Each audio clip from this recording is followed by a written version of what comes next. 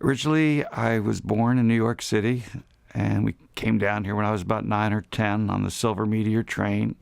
My mom and 4 kids. It was kind of exciting. She got a job working cleaning fish and bartended and supported 4 kids. And I went on, joined the military. After I got out of the military, I went to California, I was an airplane mechanic. I worked what the heck is it called? Used aircraft. But before that, I was at McDonnell Douglas. But it was too cold there, and I lasted about 2 weeks and moved to California. And that's at Used Aircraft I decided to start surfing. The guys all work there surf, so every day after work we go surfing, or early in the morning we go surfing.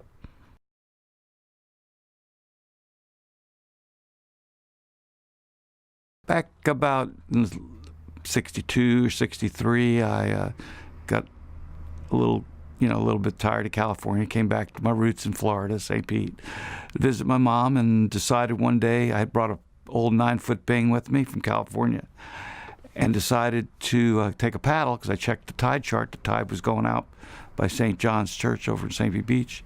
So I took the outgoing tide and figured with the tide change, I'd paddle back to my mom. So I got out there, and there were waves at Blind Pass. So I surfed them, and there was a little place where all the kids were hanging out after school, and everybody was wondering what the heck was that. They'd never seen surfing before.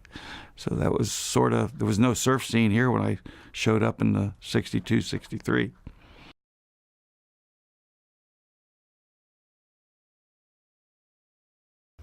After the 60s, 62, 63, and everybody wanting surfboards, I thought about starting a shop, but I didn't have the funds.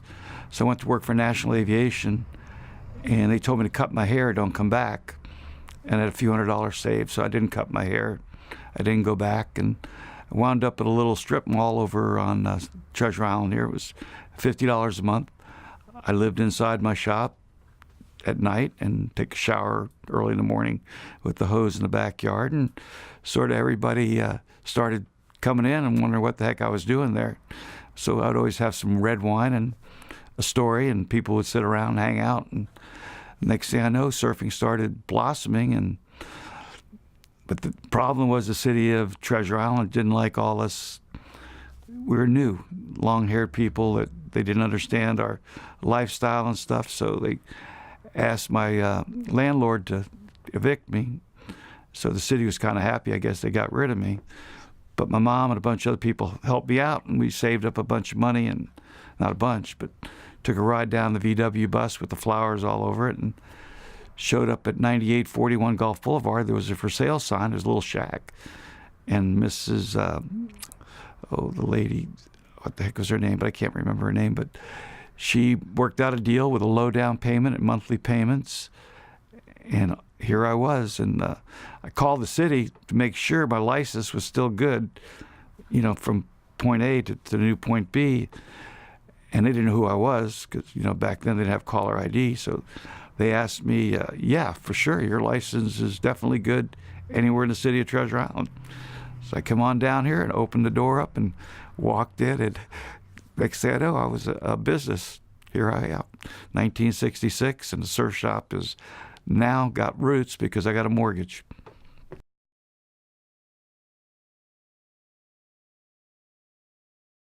When we first opened, we didn't know what to carry, or who was, how we'd even get product. I had the few surfboards I brought from California with me, and there was a place called Inex in Daytona Beach that were printing T-shirts. They had the only printer in the state. So if you wanted a T-shirt, you had to go to Inex in Daytona. So we drive over there and show them, they'd make a design up, and we'd get some T-shirts and drive back. And next thing I know, I had T-shirts. But one day, about a month or two after I was open, this guy named Dave Lenhart come walking in. Never forget him. He had a white plastic belt on, creased pants, funny shiny shoes, shirt that just didn't match anything else, and walked in and said, I'm the Hang 10 rep. So he's my first salesman. So he walked on in here, and I looked at him. I go, what are you selling? He says, Hang 10. And I'd heard of Hang 10, so I says, okay, we'll carry some, but you can't be representing Hang 10 dressed like that. I says, you need to change yourself to more surf looking. So that was my first salesman, and next thing you know, after that, I think, God, I can't remember what companies came after. Catch It, maybe, and there was a bunch of off-brands back then, and gradually salesmen found their way to 9841 Gulf Boulevard, Treasure Island, Florida. Then we had to figure out where to get our surfboards and other little things that go with surfing, like fins and, all the accessories. So I heard there was a guy named Bill Feinberg that was shaping and making boards over in Melbourne, and it was Oceanside Surfboards. So I drove over to Melbourne, met Bill Feinberg, and we hung out a little bit and talked surfing and surfboards, and I had enough money for 2 boards. So I bought 2 boards from him, threw my VW bus and with the flowers all over it, and headed on back to St. Pete, Treasure Island. And I'd sell the 2 boards the minute I got here. People were waiting for him. So I'd hop in my VW bus and drive back to the other coast again. And I got enough money for 3 boards. And Bill would look at me and goes, "This is going to be a long, tedious adventure for you." I go, "Yeah, but this is how it's got to work." So next thing I know, back, 3 boards are sold within a week. I'm back over again, getting 4 or 5 boards from Bill. And Bill goes, "You know anything about checking accounts?" I go, "And what's a checking account?" So he explained to me, what a checking account was. He says, "Instead of bringing cash over, you can start writing checks." I said, "Okay, that sounds good." And he says, "Okay, here's your 5 boards." I paid him with my cash and came back and started the checking account at First Gulf Beach Bank in St. Pete Beach. So I've had a checking account now. So I called Bill up and said, "I need 8 boards," because I sold the 5, whatever I brought back. So he had 8 boards waiting for me. But on the way over there, the VW bus broke down. And it was about $700 to fix it. So by the time I got it fixed over in Tampa, I got to Bill. I says, "I need 3 boards." And he goes, "Well, what about the other 5? I go, "I had to fix my VW bus." He goes, "Oh," I says, "You've been going back and forth in that thing, aren't you? That's kind of hurting it." And I go, "Yep." He says, "I'm going to give you a thing called credit." I go, "What's that?" And he goes, "Well, I'm going to give you boards, you pay me and mail me a check." He says, "You understand all that?" He says, "I guess I'm going to learn, aren't I?" So that's how I got my first credit, was through Bill Feinberg, and he just got inducted to the East Coast Hall of Fame, well deserved. And next thing I know, I'd go over and I'd pick up 10 boards, and I only have to make 1 trip a month, and I had credit, and he'd get paid, and everything was good.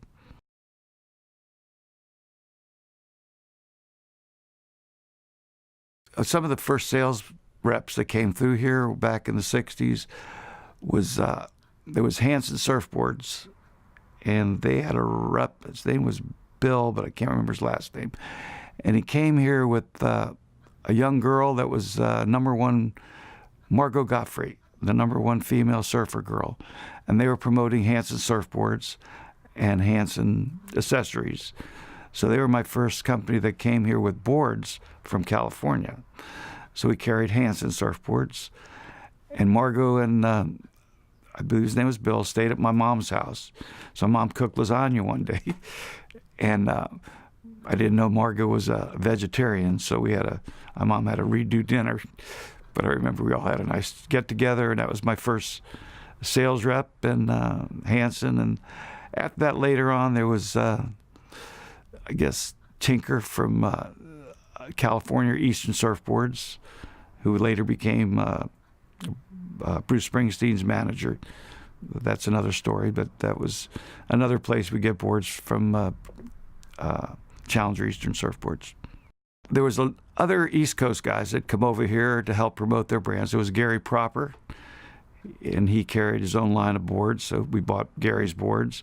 And Gary spent the night here or something, and Gary went on to be you could crash here at the shop, because I sort of lived in the back. And Gary was the one that got the Teenage Ninja Turtles going. So he made a fortune on that a little later. But he was very artistic. So he sat around here, and, we had a few beers one night and hanging out, and he decided to paint the inside of my shop. And we, figured, well, black lights were kind of neat. So we did black lights, and he did fluorescent paint, and we did the inside of my shop just all psychedelic. And it sort of went with the outside, which was orange and lime green. Some other shop stories along the way with people that came visiting through here. Once we were known that we were a shop and an enemy, people from everywhere were coming. We had Herbie Fletcher came with his son Christian Fletcher. They brought a bunch of boards, and we bought boards from them. There was no waves, so everybody went wakeboarding, and that was kind of fun behind my boat. There was, let's see who else came through here. Corky Carroll came here a few times, and he was kind of fun. And, I could go on and on and on.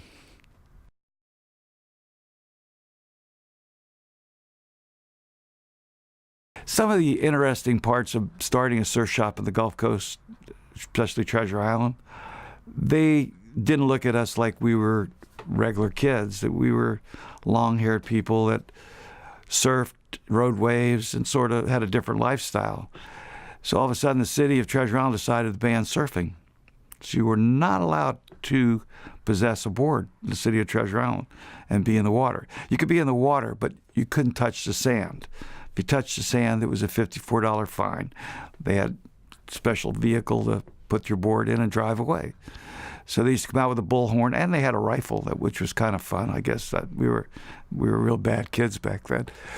But they would take their bullhorn and they'd have their rifle in their hand, and you kind of threatened that they're going to shoot us. But no one ever got shot. But it was sort of intimidating when you're sitting there on the beach, trying to ride a wave. And it was before leashes, so when you lost your board, it was right up on their beach, and they picked it up and put it in their truck, and off they'd go. If you wanted it back, it was $54.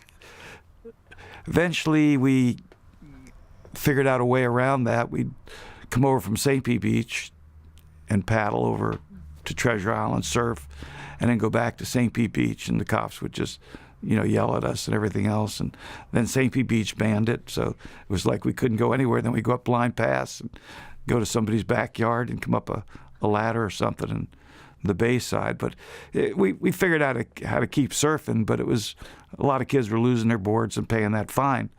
And then eventually we decided to start a little club called the Suncoast Surfing Syndicate. And it was like $3 to join, so we could hire an attorney so that we could get our surfing back again. So we hired an attorney, but his hands were sort of tied. It was kind of hard to get them reverse that. So we got the Surfrider Foundation from California got wind of what was going on. They all came out here. They brought an attorney, set up a meeting, and it was in St. Pete Beach where the meeting was held. I remember it well. And the argument was, there was maybe 800 surfers. I mean, didn't know there was that many kids around here, but standing room only and everybody waiting outside. So I didn't count them, but there was a lot of them. But they fought the Surfrider Foundation, beat them on the grounds that they don't own the beach, the high water mark. We can walk on it. So surfing the ban got reversed, and we got surfing back again, and it was all thanks to the Surfrider Foundation from the California.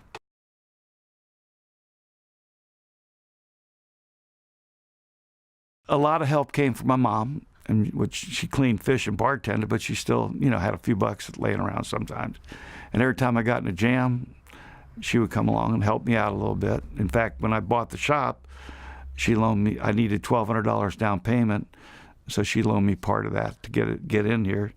And then my sister came along and decided to come, my sister Jerry Carl, married to Bill, but she showed up and said she needed a job, so I hired her, which made life easy for me because I wanted to surf, and being a shop owner, you never get to go surfing. Everybody else does, but you don't.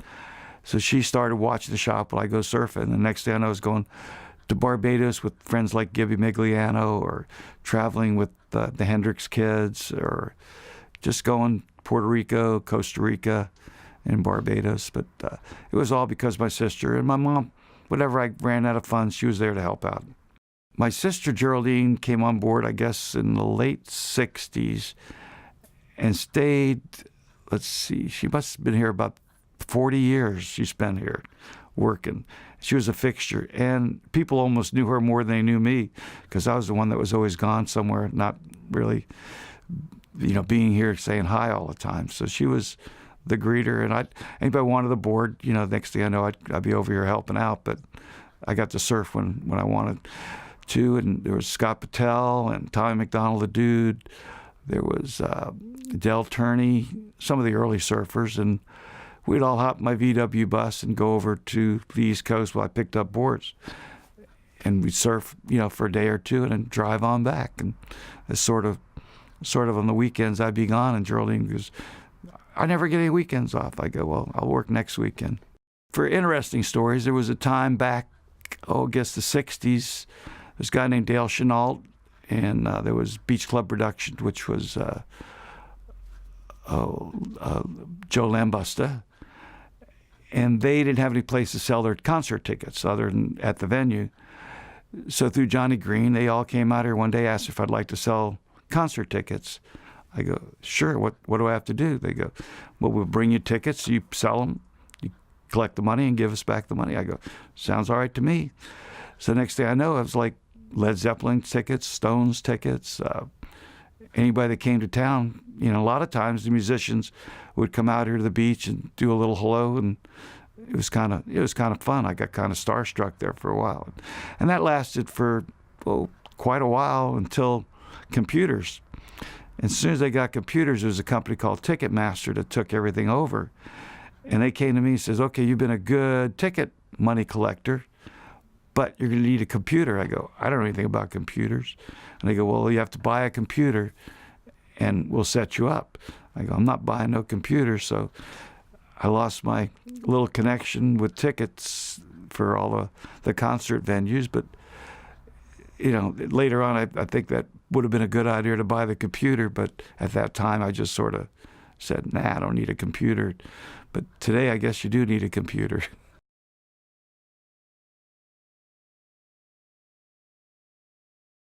Now, when I would go on trips, it was sort of like where do I go? You look in Surfer Magazine, which is no longer around anymore. You go, wow, you see pictures of waves in Costa Rica, Puerto Rico, things like that.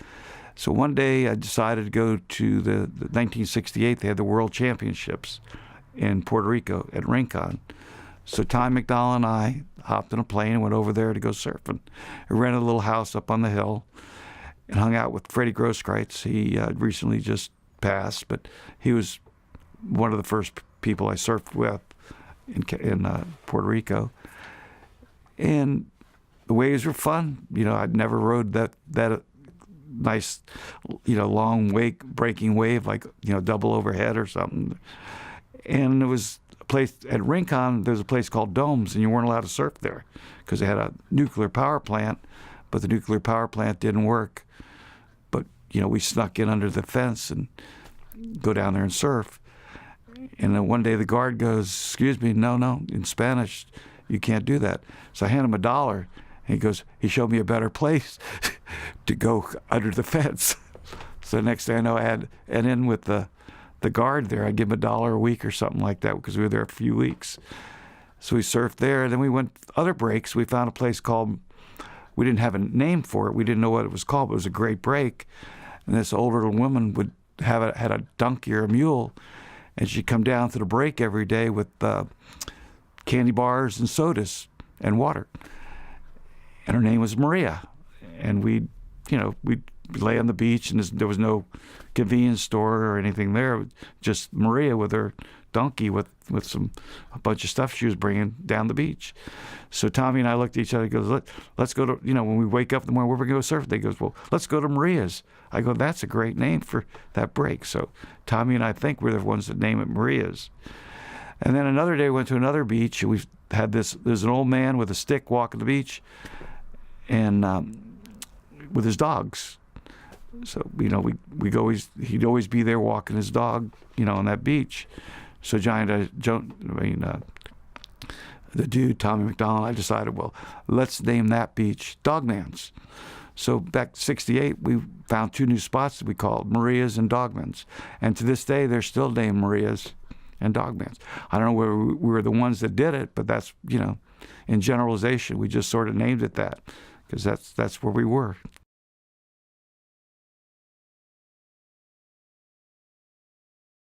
There was a bad time that in 1995, there was a electrician that came by, and he was going to charge like a bunch of money to put up a neon sign.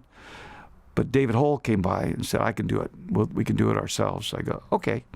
So I told the electrician, I'll save the $50. And so David and I hooked up the neon sign in the front window. A few weeks later, the shop burnt down.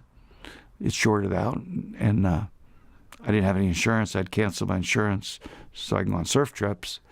So here I come. I was up in South Seas. I was on a fishing trip with a friend of mine, and I get a call from Lori Foster about 3 a.m. Your store just burnt down. I go, what? And back then they didn't have phones in the room, so they had to call the hotel, and nobody knew where we were. So Lori called everybody in Boca Grande, everywhere in that area. Finally found me about 3 a.m, and I got to the phone, and I go, what? So I hopped in my truck and headed here, and sure enough, there was no shop left hardly. It burnt down 1995, right before Memorial Weekend, and I was broke. And then, I'll tell you what, this city and friends, not only the city, but everybody, I'd say within hundreds of miles, vendors, people, everybody came forward and started giving me money. And I started the club again. There was a Suncoast Surfing Syndicate that collected money to help start the first shop. But then we started another club to raise funds to build a new shop. So if you bought a $50 membership, you get a card that says you got 20% off for life. Or if you paid $100, you get a membership for everybody in your family that gets 20% off for life. And people to this day still have the cards. They still come in. They're kids. But it was successful, and an old girlfriend loaned me some money. Gail Gilchrist, she loaned me some money. My mom loaned me a little bit of money, I think $1,200 or something. But we gradually got it put together. And a shop like this would have taken 6 months to build. We finally got our paperwork to build in July, and September 1st we were up and at it.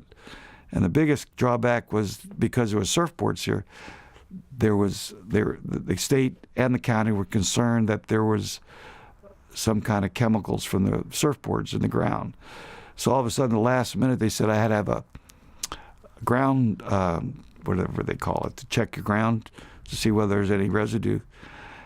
And I called the state, and they said, yeah, we'll be there in 2 to 3 months. I go, no, I need you now. And I called the county, they said 6 weeks. I go, no, I need you now. So Mr. Straubinger was my contractor, and Von McCarthy was my architect. And Mr. Straubinger, I called him up, told him my dilemma. He goes, you don't have a dilemma no more. I go, what do you mean? He goes, it's your lucky day. I got the state and the county here at one of my properties that I'm building, doing soil samples. They're coming to you right now. So there's a little bit of luck. But we got it built. And September 1st, we were open on Labor Day weekend.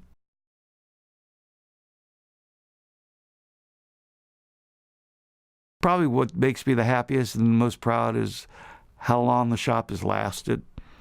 I've got, I'm the one that's the weak link in this whole business, because if their shop has a $5,000 day, I'll spend $6,000. I'm the guy that goes on trips, buys cars, boats, and does whatever I want to do, because all of a sudden, since I grew up, I never had money. So now that I got money, I don't know how to budget it, don't know how to save it. There was a few managers over the years that yelled at me, but I'm still the same way. And I think most memorable things would be the people that have supported me all these years and maintain friendships and continue now having kids that have kids, that there's 2-3 generations that are coming in here. And I could sell, people have offered me some ridiculous amounts of money. Somebody came through here about 1.5 years ago and says, I'll give you $2 million for everything. And I said, no. And then I saw them a few months later, and their kids are all mad at them. They took the money and bought an insurance agency. And the kids said, we don't want to help you with the insurance agency. We wanted the surf shop. So I did tell them $3 million, and they didn't up their money, but.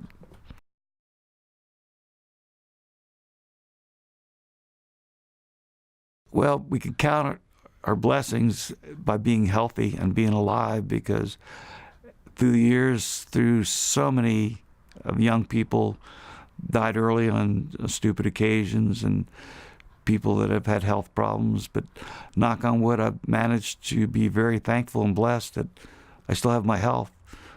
I'm getting ready to go to the Bahamas this summer. I've got a boy that's 17 years old with special needs, and him and I get to go fishing together, cast netting together. We went to Cuba recently, Europe, so quite a few countries over there.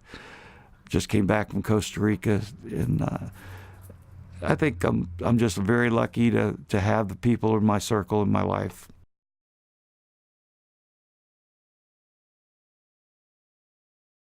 The future Suncoast Surf Shop would be with my son, but he's not really, capable. I mean, he could hang out here, but I don't think he understands, how to do things because his special needs. I've got Jordy and Mike working for me right now, and Jordy knows surfboards inside and out. He's been doing a good job. He's been with me a few years now. And Mike, he quit a good paying job. He says, I like the freedom that I can come and go. And everybody's sort of happy. Jordy gets to go surfing.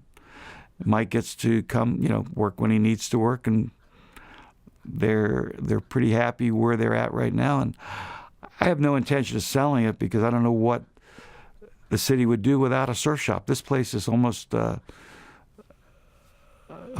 figure. I don't know what you'd call it. It's been here so long, I wouldn't want to sell it. I think it's going to go on.